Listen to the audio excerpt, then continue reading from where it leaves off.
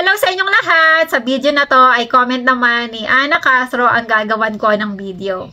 Sis, plano ko apply sa Romania, which is Schengen na rin siya. Pero gusto ko jump sa Spain after ng contract ko. Paano ba ang process ng papunta diyan sa Spain from Romania? Once na matapos na ang contract mo sa Romania, kailangan yung PRC mo doon ay medyo matagal pa ang expiration or may ilang weeks pa. Ganito ang gagawin mo at sana sa time na yan ay maluwag pa rin dito sa Spain. Dahil sa plano mo na rin naman na lilipat dito sa Spain, sikapin mo na mapapa-oo mo yung maging amo mo sa Romania na gagawin mo siyang reference once na makalipat ka na dito sa Spain. Pero wag mong sasabihin na lilipat ka dito sa Spain. After mo dyan sa kanya. Mas maganda na yung nakakasiguro ka muna na magiging maayos ang pagpunta mo dito. Ang gawin mo habang nag-work ka sa kanila ay magkaroon ka ng magandang samahan sa amo mo para once na narito ka na sa Spain, saka mo siya tatawagan para sabihin mo sa kanya kung pwede mo siyang gawing reference kasi nga kamo, andito ka sa Spain. Napakalaking advantage kasi para matanggap ka agad sa trabaho kapag may reference kayo na maibibigay sa mga amo dito sa Spain na pag-i-interviewhan nyo. Then, ang gagawin nyo ay palagi dapat bibili kayo ng return ticket para kunwari na talagang babalik pa kayo doon sa Romania. Then, mag-book ng hotel or hostel dito sa Spain. Marami naman kayong makikita sa online. Kahit 5 days lang sa hostel ang kunin nyo. Kunwari, 5 days lang kayo dito sa Spain. At syempre, huwag magdadala ng maraming gamit. Kung pwede nga lang, dapat yung maliit na maleta lang ang dala nyo. Pwede nyo namang gawin, ibagahin nyo pa uwi ng Pinas ang mga gamit nyo. At pagdating dito sa Spain, saka kayo bumili. Huwag kayong mag-alala, mura lang naman ang mga bilihin dito. May mga brand na damit na mura lang. At kung hindi naman kayo maselan, marami ding okay dito. Pagdating nyo naman sa airport ng Spain ay diretso lang kayo sa baggage counter. Dahil wala naman kayong kailangan daanan na immigration dahil sa Schengen countries lang din naman kayo galing at pumunta. Then ayan na, welcome to Spain na kayo. Once naman na narito na kayo sa Spain, ay safe na kayo. Nasa inyo kung magdiretso pa kayo sa hotel o sa hostel na binook nyo or sa boarding house na lang na nahanap nyo. Kasi syempre, bago kayo pumunta dito sa Spain, need nyo humanap ng boarding house na titirhan nyo.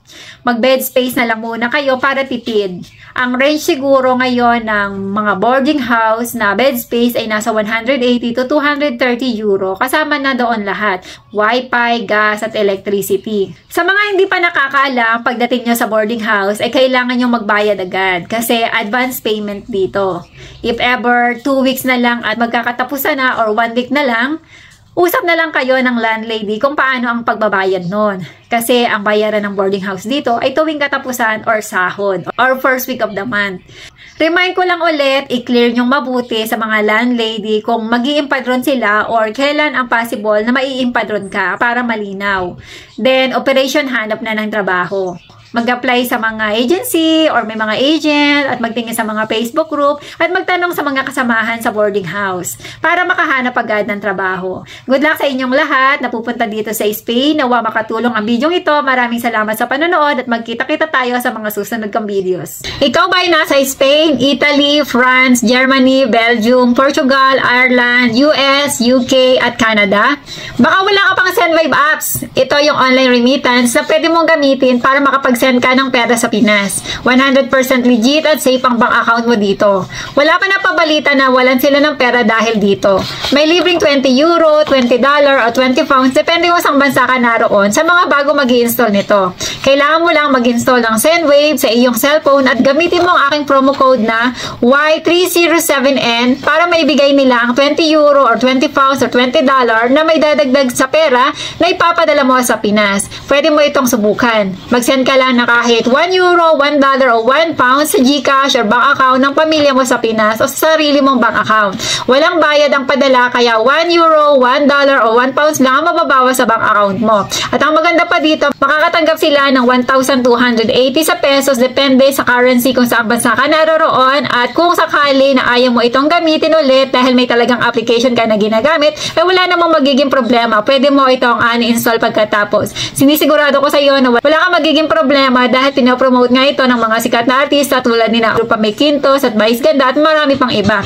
Malaking bagay din ang $20, 20 euro at 20 pounds na free na ibinibigay nila sa mga bagong user. Mega shoutout sa mga tao na nagpa-member sa aking YouTube channel at sa mga tao na patuloy na sumusuporta at nagko-comment sa mga videos na ginagawa ko. Naway patuloy lang kayo mag-comment. Gagawin ko ng video sa mga comment na sa palagay ko ay makakatulong sa mga kababayan natin na pupunta dito sa Spain. Maraming salamat!